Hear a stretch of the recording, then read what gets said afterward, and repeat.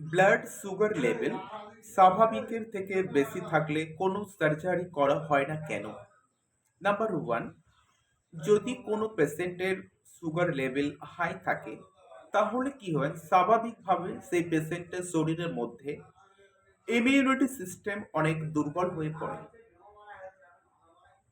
ফলে ওই অবস্থায় যদি সার্জারি করা হয়, ওই পেশেন্টের শরীরের যে অংশে কেটে সার্জারি করা হবে, সার্জারির পরে সেই কাটা স্থানটি সঠিকভাবে শুকনো হবে না বা ঠিকঠাকভাবে হিলিং হবে না। ফলে ওই স্থানে পাস বা পুঁজ তৈরি হয়ে ইনফেকশন বাড়াতে পারে, যা খুব গুরুতর, ভয়ঙ্করও হতে পারে। এই জন্য করে সুগার লেভেল হাই থাকলে কোনো সার্জারি করা হয় না। এমন নতুন নতুন অজানা তথ্য জানতে হলে অবশ্যই এখনই সাবস্ক্রাইব করে নিন।